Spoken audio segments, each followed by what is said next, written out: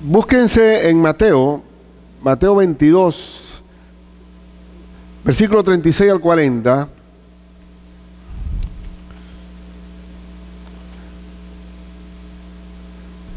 ...35 al 40... dice: y uno de ellos, intérprete de la ley, preguntó por tentarle, no por saber, sino por traer una trampa, una zancadilla al Señor, diciendo: maestro, ¿cuál es el gran mandamiento de la ley?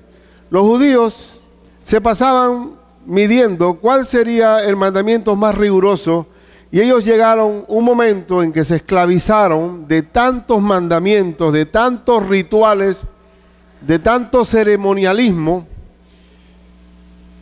que se esclavizaron y en realidad torcieron la palabra de Dios. Se convirtieron en mandamientos de hombres, no de Dios. Así que en ese asunto de cuál era el mandamiento mayor, le preguntaron al Señor, y el Señor Jesús le dijo, el verso 37, Jesús le dijo: amarás al Señor tu Dios con todo tu corazón, y con toda tu alma, y con toda tu mente. Este es el primero y grande mandamiento. Y el segundo es semejante: amarás a tu prójimo como a ti mismo. De estos dos mandamientos depende toda la ley y los profetas. Toda la palabra de Dios se centra en ese, el corazón de la palabra de Dios está en amar al Señor con todo el corazón, y con toda el alma, y con toda la mente. Y hay otra parte, en otro texto dice: y con todas las fuerzas. Amarlo, ese es el mandamiento supremo. Todo lo que nosotros hacemos en la iglesia del Señor es en amor y en obediencia a Dios. Y amar a Dios implica obedecerlo, porque lo dice varios textos, que el que me ama guarda mis mandamientos. Y este amor a Dios, porque el amor viene de Dios, debe expresarse en un amor también al prójimo. Y el segundo mandamiento es: amarás a tu prójimo como a ti mismo. Todas nuestras relaciones deben expresarse en el amor a Dios y en el amor al prójimo, que implica dos amores adicionales allí. No son adicionales, sino tiene dos facetas este amor al prójimo: amor fraternal, que es amor entre hermanos, y amor al mundo perdido, al mundo que no tiene a Dios, al prójimo, que es el próximo a mí. Ese es el mandato más grande en la Biblia. La iglesia, toda su relación, debe desarrollar ese mandato supremo de amar a Dios y amar al prójimo. No hay tres mandamientos, hay dos solamente: amar a Dios y amar al prójimo. Hay unos por ahí con influencia psicológica de que dice que hay un tercer mandamiento, que es amarte a ti mismo. Dice: porque amarás al prójimo como a ti mismo. Dice: bueno, pero si tú no te amas a ti mismo, no puedes amar al prójimo. Digo: no son tres, son dos. Uno y dos. Porque los amadores de sí mismos, ese es el problema que tenemos en esta época, que los hombres de los postreros días son amadores de sí mismos, egoístas, materialistas, todo lo hacen por interés, por oportunismo. Pero el cristiano debe amar a Dios y amar al prójimo. Es el mandato supremo de Dios. Pero también hay ahora la misión que tenemos que hacer, que está en esa orden que Cristo dio antes de subir al cielo, que dijo que id y haced discípulos a todas las naciones. Busquemos Mateo 28. Mateo 28, versículos 18 al 20, dice: y Jesús se acercó y les habló diciendo: toda potestad, ¿qué significa potestad? Todo poder me es dado me es dada en el cielo y en la tierra. ¿Cuánto poder tiene Cristo? Toda potestad. ¿Cuánto tiene el diablo entonces? Si Cristo lo tiene todo, ¿cuánto tiene el diablo? ¿Dónde tiene Cristo poder? En el cielo y en la tierra. Así que hay muchos creyentes que le han agrandado al diablo y achicado a Cristo. pero todo el poder lo tiene Cristo. Toda potestad me es dada en el cielo y en la tierra. Si yo tengo todo el poder, aquí viene la orden suprema dado a la iglesia. Por tanto, id y haced discípulos ¿a quiénes? A todas las naciones. También implica a todas las etnias, si viene esa palabra lo más preciso aún. Bautizándolos en el nombre del Padre y del Hijo y del Espíritu Santo, enseñándoles que guarden todas las cosas que os he mandado. Y aquí yo estoy con vosotros todos los días hasta el fin del mundo. Cristo va a estar con su iglesia hasta el fin del mundo si nosotros estamos id. ¿Qué es id? ¿Qué es id? Evangelismo. Compartir la fe, compartir el evangelio de salvación. Y no solamente es evangelizar, sino también que discipular, haciendo discípulos. Y todavía continúa con la enseñanza, el entrenamiento, enseñándoles todas las cosas que os he mandado. Esa es la labor fundamental de la iglesia de Cristo. El amor a Dios, el amor al prójimo, el amor fraternal, el lead, que es el evangelismo, y el discipulado. Esa es nuestra labor como iglesia. Todo tiene que encajar en esa dirección. Todo lo que hacemos tenemos que hacerlo en amor. El coro tiene que hacer todo en amor. Todo lo que se haga en la iglesia tiene que hacer para la gloria de Dios. De estas dos, del mandato y de la misión que hemos visto, se desprenden 5 propósitos que tiene la iglesia del Señor. Adoración. Tenemos que adorar. Vamos a verlo uno por uno. La adoración proviene del amor a Dios. ¿Cómo le expreso gratitud? ¿Cómo le expreso amor a Dios? A través de la adoración. El compañerismo en la iglesia, la fraternidad. La iglesia es el pueblo de Dios, nación santa.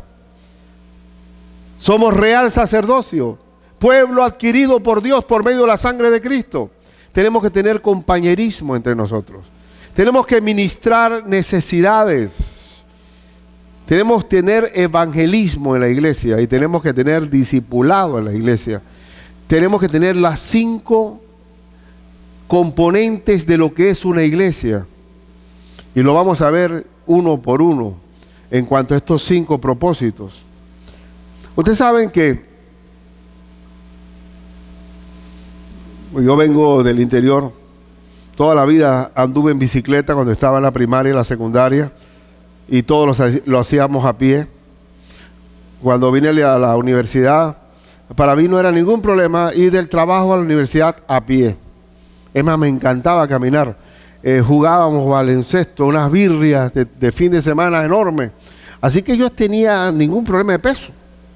0 problema de peso, porque era un hombre que no podía poder comer un cerro de arroz y eso lo quemaba fácil, pero a medida que pasan los años, ya el metabolismo es otro. Entonces hay un montón de fórmulas para bajar de peso. Una de esas es, por ejemplo, una canalla que se llama la dieta de Atkins, que es pura grasa y proteína y anular los carbohidratos. Y lo hice 3 meses, 4 meses y oye, bajé de peso una barbaridad. Pero ¿qué ocurría? Oye, mi hermano, la Biblia dice que no solo de pan vive el hombre, o sea, tiene que comer pan, porque tiene que haber carbohidratos, porque si no hay carbohidratos, ¿qué pasaba? Que me descompensaba. Una vez fui a una excursión a Estados Unidos, con Tommy y Melissa, estaba Richie también, ¿verdad? Fuimos a Melbourne, y estaba yo con Atkins. Casi me desmayo, viéndolo, ni disfrutaba ni el parque. ¿Por qué? Porque usted puede darle a un preso pan y agua y no se muere. Pero si le da agua y carne, se muere. Porque la energía viene del pan, o sea, la necesitamos en la energía. Entonces, ¿qué pasa? Una dieta balanceada tiene que incluir todas las vegetales, carbohidratos, tiene que tener frutas, vitaminas, tiene que tener frijoles, ¿no? Todo eso balanceado. Nosotros tenemos que tener estos 5 componentes para hacer una buena iglesia. Esta iglesia se ha destacado por la enseñanza. Nosotros le hemos dado un énfasis al discipulado, a la escuela de obreros, pero no podemos descuidar las otras partes, de otras porciones que tiene una iglesia saludable y sana. Y por eso que tenemos que llamarnos a enfocarnos muy bien a la visión que tenemos con la iglesia. Vea, hablemos de la adoración. La adoración es expresar gratitud y amor a Dios. Un creyente, ahora que he vivido un proceso de dolor por tribulaciones muy particulares, por la enfermedad de un hijo, he sufrido y he pedido a Dios que me llene de su Espíritu y me consuele a través de su Espíritu Santo, que el Espíritu Santo es el consolador, el que nos da la paz que sobrepasa todo entendimiento, que no vivamos bajo el afán, sin miedo al futuro, vivamos el presente, el día a día con el apoyo de Dios. Uno tiene que saber que la adoración es la manera en que tú te derramas frente a tu Dios. Dice Cristo, venid, pedid y se os dará, buscad y hallaréis, llamad y se os abrirá. Él nos invita a tener una relación. Adoramos cuando tenemos amistad con Dios y le expresamos gratitud. Y Él de Él hacia nosotros nos da consuelo, nos da descanso. Venid a mí, dice Cristo, todos los que estáis trabajados y cargados, que yo los haré descansar. He experimentado el descanso del Señor, he experimentado la paz del Señor en medio de la prueba más fuerte que he vivido. Y por eso es fundamental que los hermanos, cuando vienen a la iglesia, no venimos a chatear. No venimos, olvídese ese celular, venimos con el deseo de honrar, de tributar, de adorar al Señor, de poder derramar nuestras cargas, de tener la comunión, el lenguaje de amor a Dios. Cuando nos derramamos en oración, en adoración al Señor, hay una especie de bálsamo que el Señor nos da. El gozo del Señor. Dice el apóstol Pablo en Filipenses, regocijaos en el Señor siempre. Otra vez digo que regocijaos. El gozo del Señor es vuestra fortaleza. La fortaleza nuestra está en el gozo, está en la paz del Señor. ¿Y cómo se expresa todo esto? En la adoración. No puede ser una adoración mecánica, no puede ser una adoración donde no se exprese esa entrega. La adoración en la iglesia, como iglesia del Señor, debe ser abierta. Mateo 4, versículo 10, cuando Cristo fue tentado por el diablo, y el diablo le dijo que por qué le iba a dar todo. Le daré todos los reinos del mundo y la gloria de ellos si lo adoraba a él, a Satanás. Jesús le contestó en el verso 10, vete, Satanás, porque escrito está, al Señor tu Dios que adorarás y a Él solo que servirás. ¿A quién tenemos que adorar? A Dios. Mire que la adoración viene primero que el servicio. Uno sirve al que ama. Y cuando uno ama al que sirve, lo hace con agrado. Cuando uno ama a Dios, todo lo que haga, no lo hace porque quiere llamar la atención o porque quiere que lo vean. Lo hace por amor a Dios. Amor a Dios va a traer un amor al prójimo. Y entonces, lo primero es la adoración. La adoración. Búsquese otro texto. En Juan 4:24, cuando la mujer samaritana, el Señor le dice, Juan 4:24, búsquense el verso 23, mas la hora viene y ahora es cuando los verdaderos adoradores adorarán al Padre. ¿Cómo? En espíritu y en verdad, porque también el Padre tales adoradores busca que le adoren.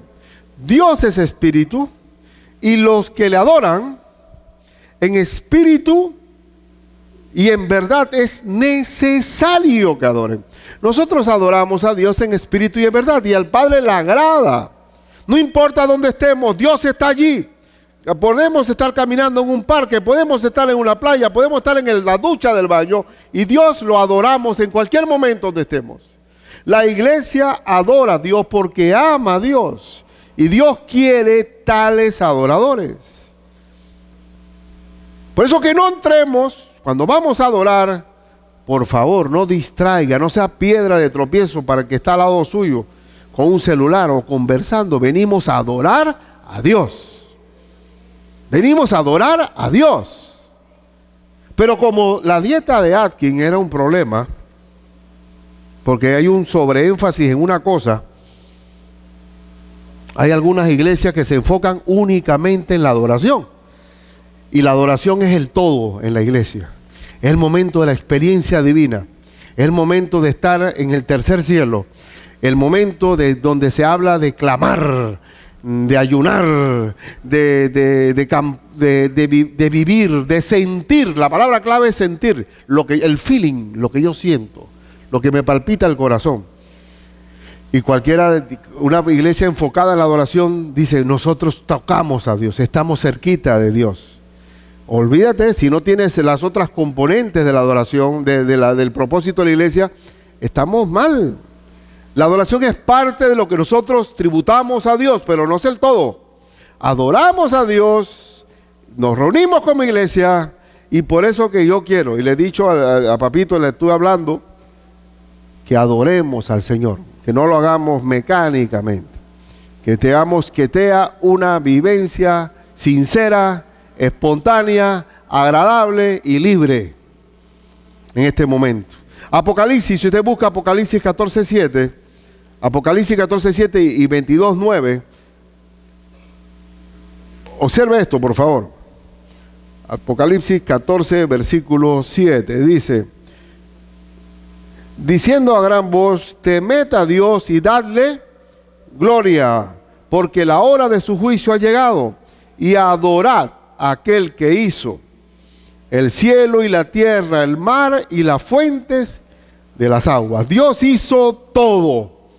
Y Él tiene toda potestad, donde en el cielo y en la tierra. Y cada vez que estoy orando al Señor, siempre le pido, Señor, tú que gobiernas todo y tú eres el dueño de todo, gobierna en este día.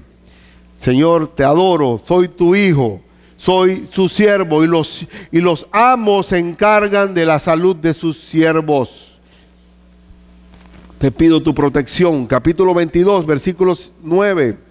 Capítulo 22, el último capítulo de Apocalipsis, versículo 9, dice, pero él me dijo, mira, no lo hagas. El ángel está diciéndole a Juan, porque yo soy consiervo tuyo. Nadie se debe hincar frente a un ángel. El ángel es igual, consiervo, le dije, somos en la misma talla, estamos en el mismo nivel. Dice, consiervo tuyo, de tus hermanos los profetas y de los que guardan la palabra de este libro. ¿Adora a quién? A Dios. Así que antes de servir tenemos que ser adoradores. Adoradores en espíritu y en verdad.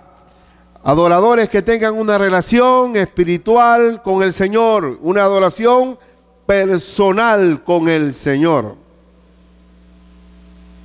En segundo lugar, la iglesia también tiene que tener compañerismo. Compañerismo es fundamental en la iglesia. La iglesia en verdad es un pedazo de cielo. La iglesia debe encontrarse la sinceridad en nuestras relaciones.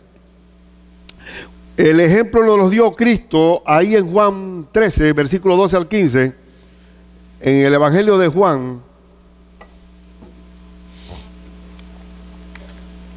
cuando lava los pies a sus discípulos. Versículo 12, dice, así que después que les hubo lavado los pies, tomó su manto, volvió a la mesa y le dijo, ¿sabéis lo que os he hecho? Vosotros me llamáis maestro y señor y decís bien, porque lo soy. Pues si yo, el Señor y el Maestro, he lavado vuestros pies, vosotros también debéis lavaros los pies los unos a los otros, porque ejemplo os he dado para que como yo os he hecho, vosotros también ¿qué? Hagáis. Nosotros nos ensuciamos en este caminar terrenal. Todos tenemos que estar lavándonos los pies los unos a los otros. Yo no soy el que, yo también tengo necesidad de ser lavados los pies. Nos lavamos los pies los unos a los otros porque tenemos pruebas en esta vida. Hay dolores, hay necesidades de afecto, necesidades económicas muchas veces, necesidades de tener compasión, necesidades de arreglar asuntos problemáticos en nuestra vida, problemas matrimoniales. Venimos sucios. El Señor nos limpia y la iglesia en su compañerismo debe nutrirse entre nosotros mismos para apoyarnos. El mejor amigo de un creyente debe ser otro creyente, otro hijo de Dios. En Gálatas 5:14 lo dice también. Gálatas 5, versículo 14.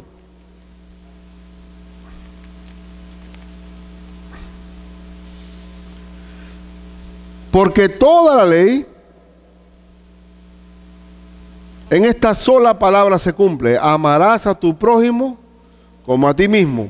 Pero si os mordéis y os coméis unos a otros, mirad que también no os consumáis unos a otros. Es intolerable, no es permitido que la iglesia del Señor nos estemos comiendo los unos a los otros. Nos estemos aquí enemistando los unos con los otros. No se puede permitir que la iglesia, Cristo que nos amó dando su vida por nosotros, nosotros también que tengamos enemistades entre nosotros mismos. El compañerismo es cumpliendo esa ley de amor que el Señor nos dio. Lavarse los pies. ¿Cuántas veces hay que perdonar al hermano cuando te ofende, hermano? ¿Cuántas? 70 veces 7. Digo, pac, 1, pac, 2. Bueno, soy cristiano. Pac, 3, 4, 5, 6, 7. Momento. ¿Cuántas faltan? Oye, faltan. Oye, hermano, ¿cuántas veces tenemos que soportarnos nosotros aquí? Hay que soportar a los insoportables. Y hay hermanos insoportables. Y cuidado que tú mismo, tú dices, oye, pero porque cada uno de nosotros se cree muy chévere. Se cree lo máximo. Oye, un tipazo como yo. Oye, cuando yo nací, por favor, ¿qué sería del mundo sin mí? Todo el mundo tiene un alto concepto de sí mismo. ¿Tú no has notado eso? Oye, pero que se meten conmigo. Momento, ojo, revisa bien. Cuidado, es como en los problemas matrimoniales. Tú oyes a la esposa, y si no oyes al esposo, dice, ese tipo es malo. Tienes que oír las dos partes, porque por eso Dios nos dio dos oídos. Nos hizo estéreos, no, ¿cómo sería lo contrario? ¿Mono qué? Mono, uno solo. Dios nos permite, pero como todos nosotros tenemos pecado dentro de nosotros y cada uno tiene un arrastre, porque aquí hay un error de fábrica, cada uno tiene un error de fábrica. El Señor está trabajando con nosotros en mi propia vida, está trabajando. Hay cosas, y déjame decirte algo, Cristo es un alfarero. ¿Y qué significa alfarero? Que el que hace la vasija, ¿quién es? Dios. Yo creo que mi molde está bueno, pero hay un canto que se llama el alfarero, ¿no? Tú eres el alfarero que con tus manos me has formado. Dice, y en la parte de esa segunda parte que dice Aida, ¿cómo dice? Rompe mi cántaro. ¿Quién no? Romper mi cántaro. ¿Por qué? Si yo me siento bien con mi molde. No, rompe ese cántaro, no es hecho por mí. El Señor es Señor y como Señor, Él nos está cambiando. Toda planta que no fue sembrada por mi Padre será arrancada. Todo dentro de nosotros hay una falla de fábrica que se llama la carne. Y el Señor va a trabajar en un proceso que en la Biblia se conoce como santificación. Y vamos a estar en un proceso de dolor, porque hay muchas cosas que no queremos cambiar, porque yo ya soy así, pues. Hombre, o acépteme como soy, hablo sincero, hablo las cosas sin pepitas en la lengua. Digo, momento, estás ofendiendo que pepitas en la lengua. No, le pongo los puntos a las CIE. No, momento, le pones a la O también y a la U.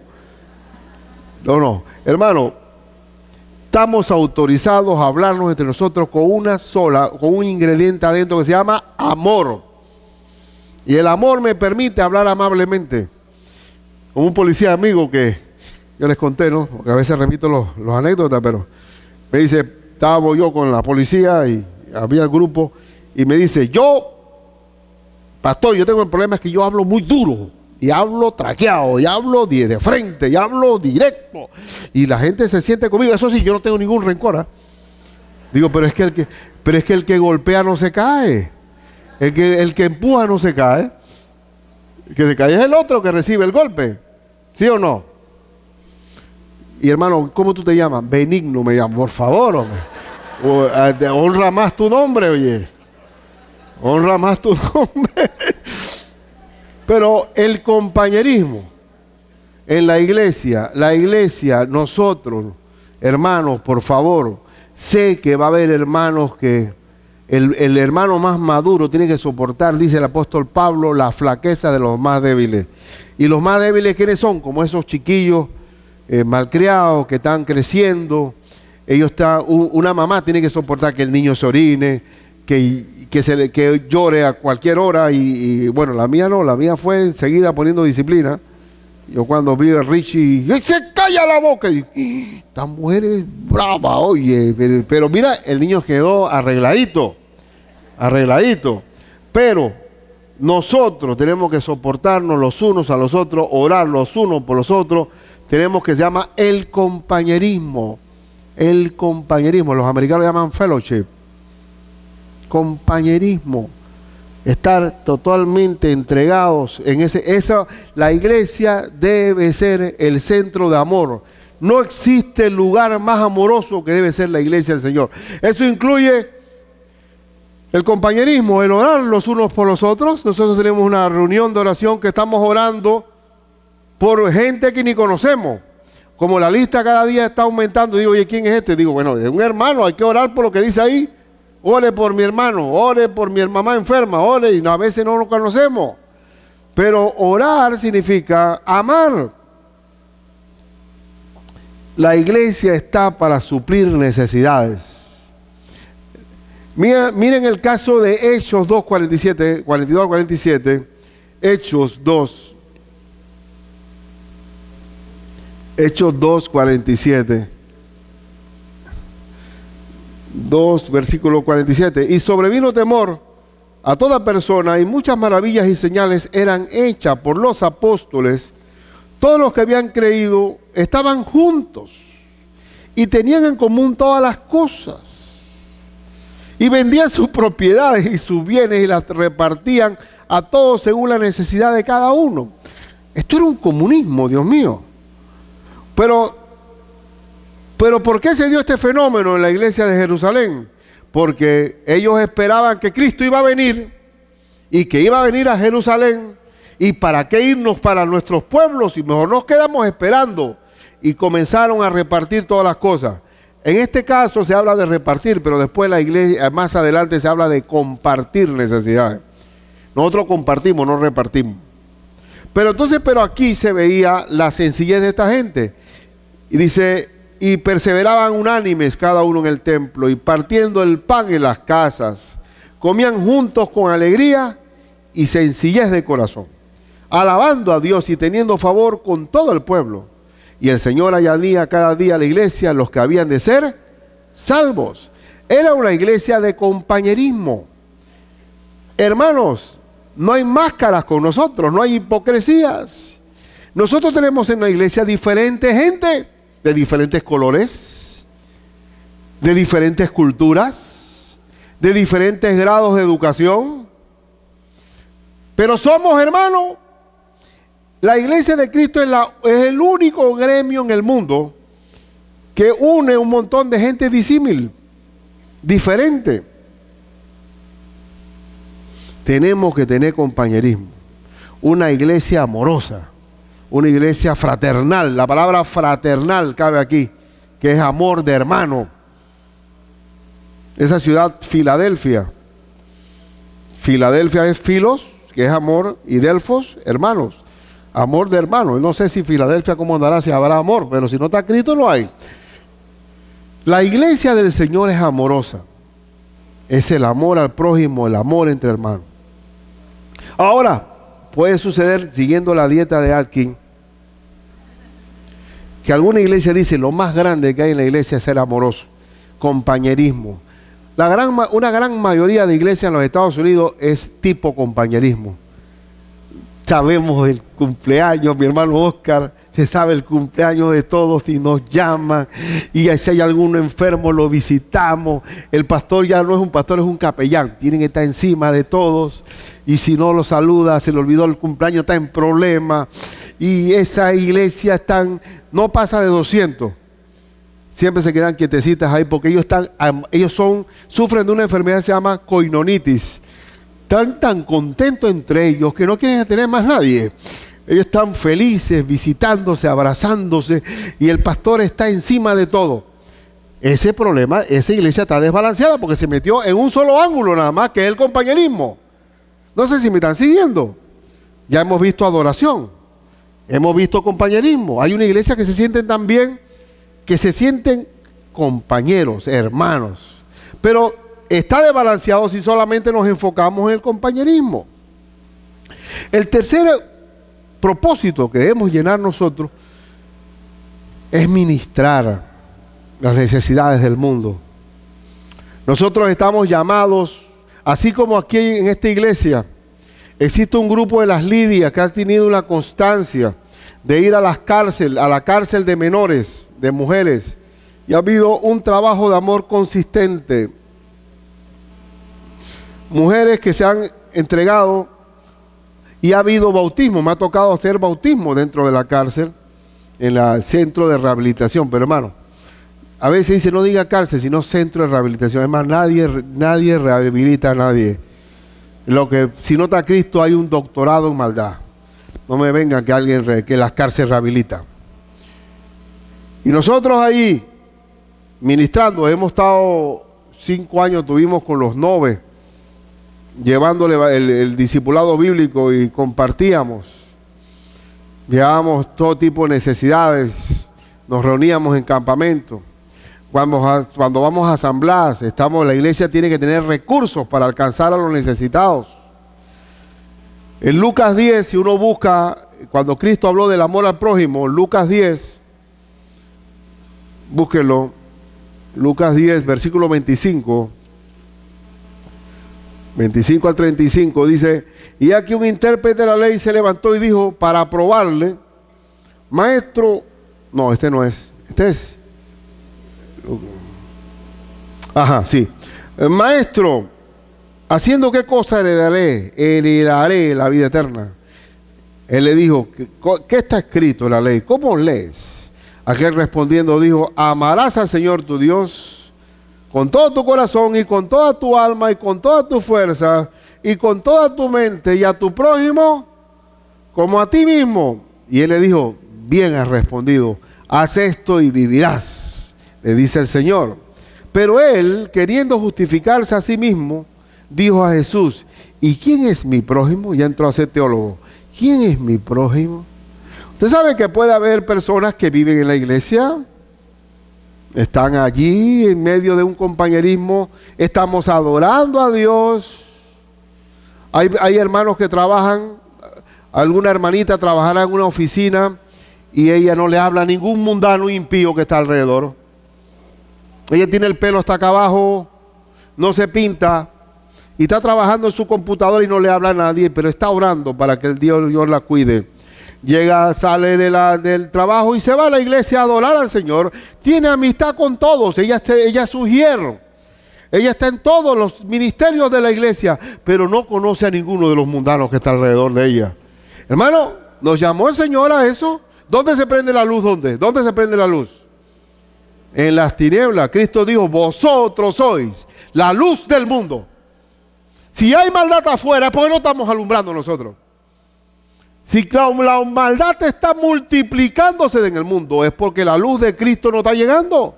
Nosotros no solamente somos la luz, somos también ¿qué? La sal de la tierra. Si hay podredumbre, corrupción, se está pudriendo la sociedad, es porque nosotros no estamos salando la tierra. Tenemos que salar la tierra.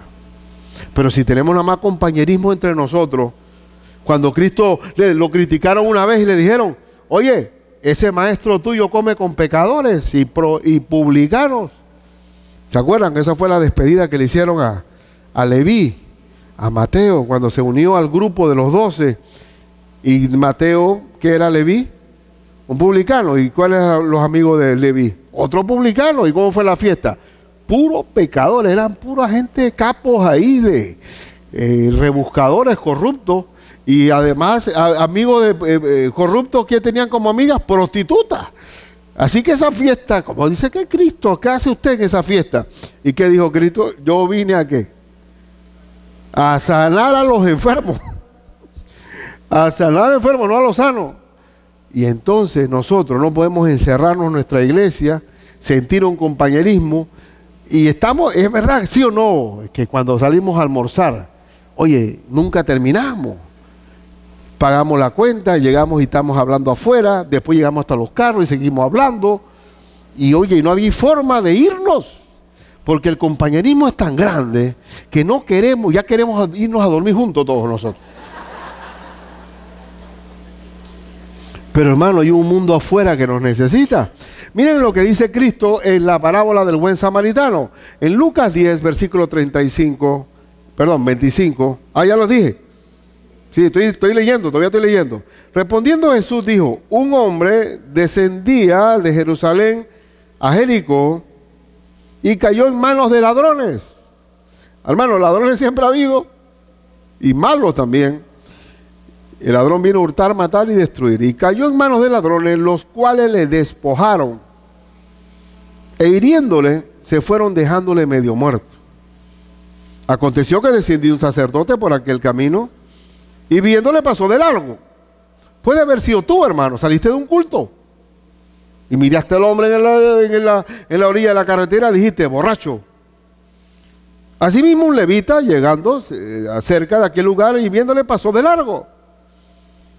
Pero un samaritano que iba de camino vino cerca de él y viéndole fue movido ¿a quién? A misericordia. Un samaritano que era un animal. Los judíos no saludaban a los samaritanos porque lo consideraban gente mezclada. No le pedían ni un vaso de agua a un samaritano animal. Pero sin embargo este samaritano fue movido a misericordia. Aquí viene lo que se llama ministrar. Ministrar es servir. ¿Y qué hizo este hombre? Y acercándose vendó sus heridas, echándoles aceite y vino, fue enfermero y paramédico. Y poniéndole en su cabalgadura, llevó el ministerio de transporte, la ambulancia. Lo llevó al mesón y lo entró dentro de un mesón, de un alojamiento, y cuidó de él tiempo. Otro día al partir sacó 2 denarios, dinero, y los dio al mesonero y le dijo, cuídamele, y todo lo que gaste de más yo te lo pagaré cuando regrese. Y viene la gran pregunta, ¿quién pues de estos 3 te parece que fue el prójimo del que cayó en manos de los ladrones? Él dijo, el que usó de misericordia con él. Entonces Jesús le dijo, ve y haz tú lo mismo. No podemos poner una piedra en el corazón y olvidarnos de la gente que está afuera. Olvidarnos del necesitado. Tenemos que nosotros involucrarnos en amor y llevar la luz y la sal de este mundo. Ahora, ¿cuál es el problema de la dieta Atkins con relación a este asunto? Hermano,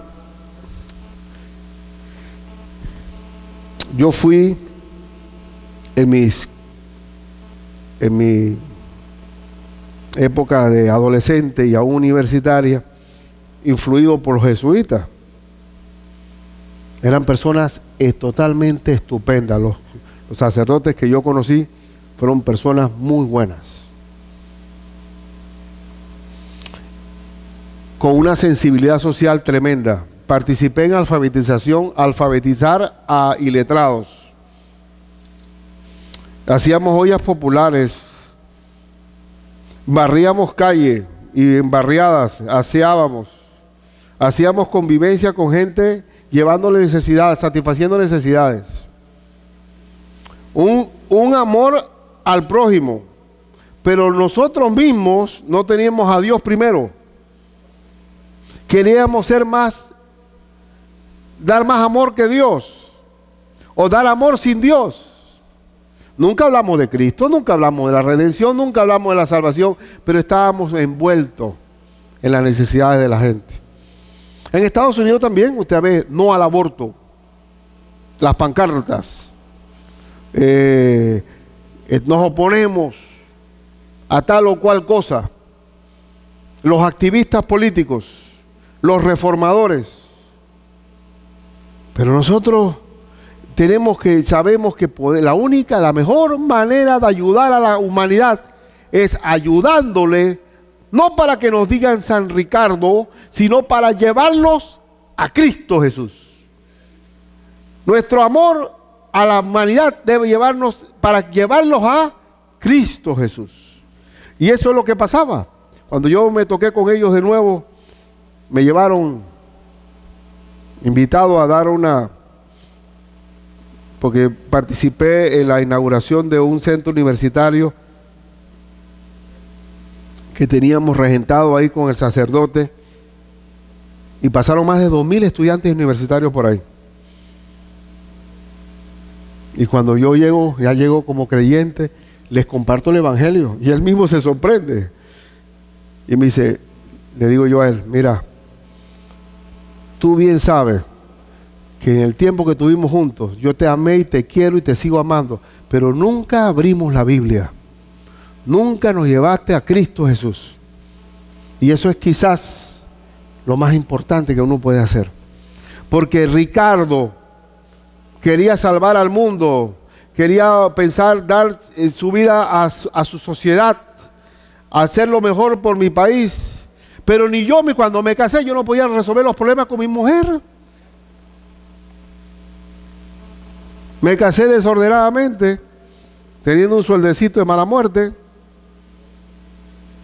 Y vino un hijo y vino el otro hijo, y yo quería salvar al pueblo y no podía resolver ni mis propios problemas familiares. Por favor, nadie puede salvar a otros si Cristo no lo salva primero, hermano. Eso es como las mascarillas en los aviones, ¿no? Que uno no le para ni bola a las hermosas cuando están hablando, haga así que se le cae la cuestión, póngasela. Y después, hermano, ¿quién quiere que salvase uno primero? Tiene que ponerse usted la mascarilla y después ponerle la mascarilla a su hijo. Tiene que primero haber una salvación personal para después salvar a otros.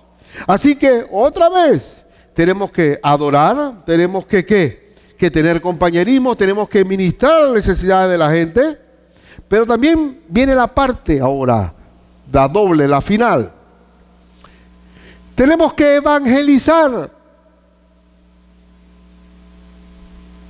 Yo recuerdo bien que cuando comencé a ser cristiano,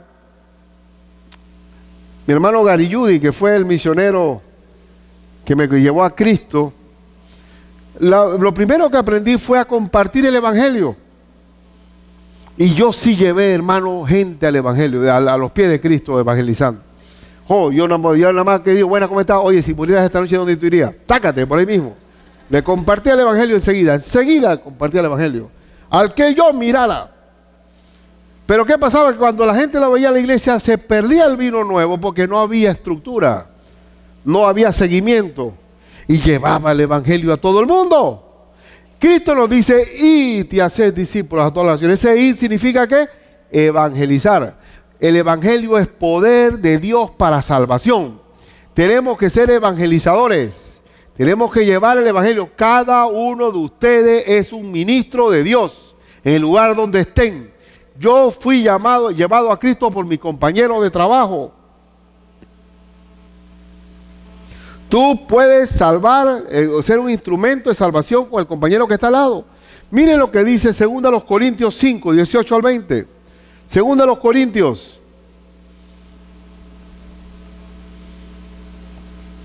5:18. Y todo esto proviene de Dios, que nos reconcilió consigo mismo por Cristo. Mira que cómo Dios se reconcilió con nosotros. Él mismo se dio a través de Cristo, se reconcilió consigo mismo. Y nos dio el ministerio de la ¿qué? De la reconciliación. Que Dios estaba con Cristo reconciliando consigo al mundo, no tomándole en cuenta a los hombres sus pecados, y nos encargó a nosotros la palabra de la reconciliación, evangelismo. Cada vez que compartimos de Cristo, estamos reconciliando al hombre perdido con Dios. Y dice el verso que sigue. ¿Hasta dónde llegué? 19, 20. Así que somos, ¿qué somos? Embajadores en el nombre de Cristo, como si Dios rogase por medio de nosotros. Os rogamos en el nombre de Cristo que reconciliaos con Dios. Nosotros como embajadores de Cristo. Por eso es que cuando un cristiano cae en pecado, ¿qué dice la gente? Mira, yo por eso no creo en esos aleluya, esos salvacuatro, pica Biblia. Ahí está, mira tú cómo se comporta este. ¿Por qué será que cuando caiga un cristiano falla, todo el mundo lo hunde? Dígame por qué. Porque somos embajadores. Si aquí hubo un embajador en Panamá y en Estados Unidos que hizo una trastada, ¿no? ¿Y a quién ensució? Al país. Nosotros, cada vez que nuestro testimonio está en entredicho, estamos afectando nuestra embajada. Somos los embajadores de Cristo. Y como embajadores llevamos el ministerio de la ¿qué? Reconciliación. Llevamos la paz de Cristo a la gente. Ese evangelismo es supremamente importante, porque los hombres se salvan creyendo en el evangelio del Señor. Yo soy un agente de Cristo, soy un embajador, y donde yo me mueva hay una embajada. Y voy a hablarle del Señor. Y la manera en que el hombre se reconcilia con Dios es a través del evangelismo. Tenemos que hacerlo. ¿Quién le compartió a usted de Cristo? ¿Quién? ¿Un ángel? Alguien le compartió de Cristo. Somos testigos de Cristo. Tenemos que evangelizar. Cada uno de nosotros debemos ser testigos de Cristo. Ahora, ¿cuál es el pecado? ¿Cuál es el problema de la dieta de Atkins aquí? Hay iglesias que son evangelizadoras. El pastor es un evangelista. Hay que ganar almas. ¿Cuántos salvados hay? ¿Cuántos se bautizaron? Vamos a hacer campaña. Vamos a llevar el evangelio. Pero muchas veces no contenemos, las almas nuevas no se son atendidas. Son niños recién traídos al evangelio, pero no atendidos dentro de la iglesia del Señor. La iglesia no solamente debe ser evangelista, sino que viene la última parte, que debe ser discipuladora. Hay una perra allá en el campamento que se llama Canela, que tiene 2 perritos. Yo ahí entendí por qué una palabra sucia en Estados Unidos, que se llama hijo de perra, se lo dicen como algo insultativo. Porque esa perra cuando está en celos, yo me tocó ver esa cosa, tuve que, oye, dejen la perra. Cuando estaba en celos le vinieron como 10 perros encima. ¡Qué barbaridad! Dios mío. Y la perra no había forma, estoy tirándole frit para que se fueran. Y de ahí encima de la perra. Después cuando paren los berritos, ella viene, está por ahí, y nosotros estamos dando comida. Digo, Canela, vaya a atender sus perritos. ¿Dónde? Usted no tiene que estar aquí. Vaya, atienda a su perro, acá comiendo y comiendo. Y solamente atiende a los perros cuando va a dormir. Digo, y él no puede llevárselo una boa, comérselo una rata. Y los perritos están abandonados. Ahora entiendo yo la palabra sucia, ¿por qué es tan fea? De hijo de perra. Pues no se sabe ni quién la parió. Y los hijos lo tienen abandonado. Una iglesia que no atiende a los hijos de Dios, que cuando le compartes el evangelio, es una Iglesia desnaturalizada. Desnaturalizada totalmente. Está abandonando a los hijos, exponiéndolos. Dice la Biblia, desead como niños recién nacidos la leche espiritual no adulterada, que es la palabra de Dios. No tengo la lista de salvados aquí, digo, pero ¿quién lo está alimentando? ¿Quién lo está alimentando? No sé, digo, no, eres una perra. No puede ser que no atendamos a los recién nacidos. Y viene la última parte, que es el discipulado bíblico. Pero todo esto, si ustedes se ponen a ver, ¿es necesario o no? Los 5 componentes, pero ¿cómo tú vas a discipular si no evangelizas? Tiene que haber evangelismo. Y el discipulado es la última etapa, que es la etapa de madurar a los hijos de Dios. Pero ¿para qué? Para que sean servidores, para que ministren, para que sean obreros, para que sean misioneros, para que lleven la labor de la misión de Dios a todo el mundo. El corazón del evangelio es el discipulado bíblico. Colosenses 1:28 lo dice. Colosenses 1:28 dice: a quien anunciamos, amonestando a todo hombre y enseñando a todo hombre en toda sabiduría, a fin de presentar perfecto en Cristo Jesús a todo hombre. ¿Cuál es la labor de la iglesia? Para que todos seamos maduros. La palabra perfecto, ¿qué significa ahí? Maduro. Maduro. Por eso una de las preguntas que me dice, hermano, ¿usted está siendo discipulado? Porque si no hay discipulado, no hay crecimiento. Y si el pastor no está procurando el discipulado o la maduración de un creyente, va a ser un pastor que va a cambiar pañales y biberones toda la vida. Va a tener que atenderla a la gente y cargarlas y mimarlas. Y usted no me saludó, pastor. No me cantaron el cumpleaños. La iglesia de Corintios era una iglesia de niños espirituales. Por eso que peleaban entre ellos mismos, se llevaban hasta la corte, se hacían demandas, no se hablaban, estaban divididos. La iglesia tiene que discipular para que haya crecimiento espiritual y para que haya obreros para servir. Este pastor tiene el turno al bate, pero un día se va. Y yo me voy a ir. Si de aquí no salen los pastores que van a reemplazar a este pastor, entonces yo no hice nada, no serví para nada. Porque la labor es una labor generacional. Allá abajo están nuestros niños atendidos dándosele Biblia, enseñándoles desde temprano. Ellos no están ahí llevándole chocolatito y una piñata. Estamos dándole y atendiéndolos. Porque no puede haber una brecha generacional. Y léanse también Efesios 4:11. Ahí no dice 55, pero es siguiente. Efesios 4:11. 4:11 dice: y él mismo constituyó a unos apóstoles, a otros profetas, a otros evangelistas, a otros ¿qué? Pastores y maestros. ¿Para qué existen? ¿Para qué existimos los pastores y maestros? ¿Para qué están los maestros? ¿Para qué están los evangelistas? A fin, ¿con qué propósito? A fin de perfeccionar a los santos para la obra del ministerio, para la edificación del cuerpo de Cristo. ¿Para qué son? ¿Para qué son? Para la edificación. La palabra clave, ¿cuál es aquí? Edificación. Que dice, hasta que todos lleguemos a la unidad de la fe y del conocimiento de Dios, a un varón perfecto, a la medida de la estatura de la plenitud de Cristo, para que ya no seamos ¿qué?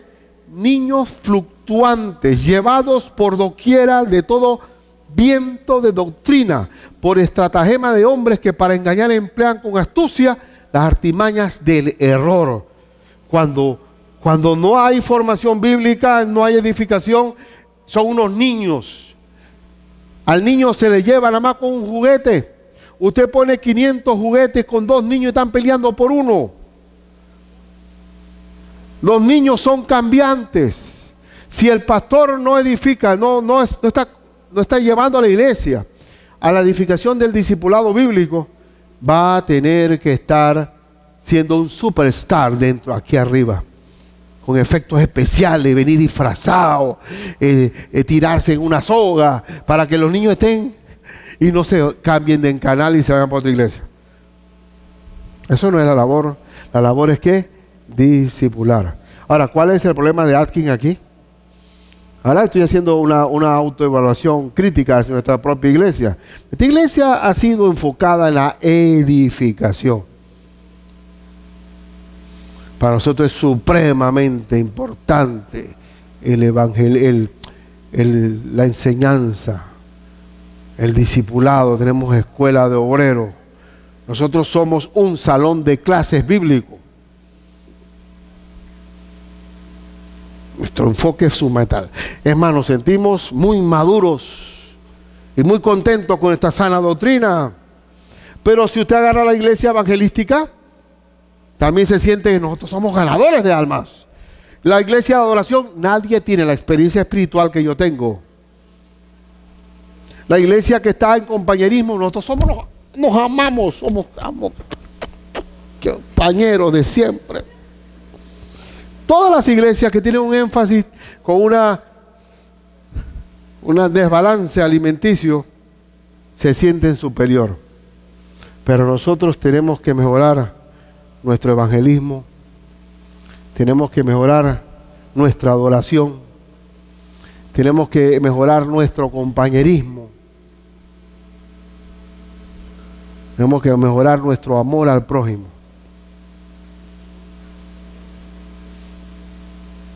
Porque Cristo se está moviendo a través de su iglesia.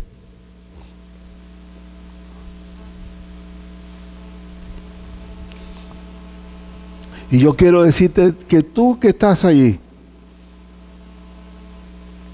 tú eres el instrumento de Dios.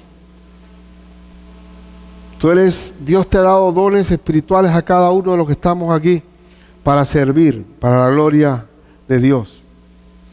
Tú eres un ministro. Eres un siervo, eres un obrero de Dios, eres un hijo que muchas veces, que puede ser que estás en formación, pero en las manos de Dios, Dios puede hacer muchas cosas para ti. Mi invitación es que seamos compañeros, que adoremos a nuestro Dios, que tengamos amor hacia afuera, pero que siempre estemos evangelizando y discipulando. Cristo viene muy pronto. Yo estoy seguro de eso, ya yo lo veo venir ya mi Señor. Y yo quiero que cuando nos venga, nos encuentre con los delantales puestos trabajando para su obra. Vamos a orar en el nombre de Cristo para que Dios nos use. Y voy a seguir repitiéndole siempre